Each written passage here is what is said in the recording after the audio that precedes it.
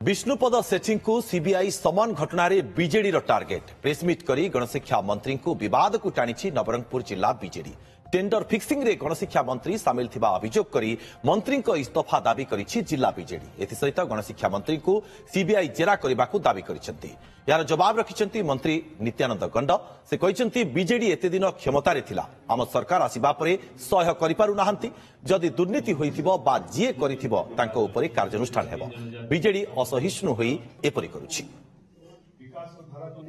गोटे गुरुत्वपूर्ण विभाग सचिव को जदि सीबीआई समन करुच्ची ताहले यार जो मुख्य राज्य जे मुख्य होती मान्यवर अनुसूचित जाति जनजाति संख्यालघु उन्नयन विभाग मंत्री नित्यानंद गौड़ महोदय एणु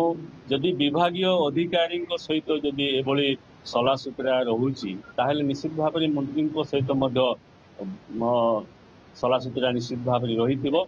एणु सीबीआई केवल सचिव को पक्षभुक्त कले हेब ना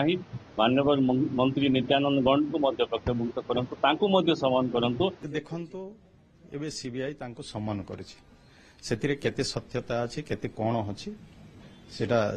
सीबीआई को इनक्वारी हला परे सेटा जना पड़ो आमे से ऊपर कमेंट देवाई चाहूना जदि जे भी हुंता ना कहीं जदि किए जदि ये सब जब करी था किसी व्यतिक्रम जदि होता है आईन अच्छी आईन अनुसार कार्यानुष्ठान सीबीआई सम्मान जारी कर पचरा उचरा करेंगे जना पड़ा पर किंतु वर्तमान जहाँ कि बीजेडी वर्तमान असहिष्णु होइकी ए सबू मते लागुची ए सबू कथा से कहउछंदी किंतु सिथिरे यथार्थता नाही गत दिन रे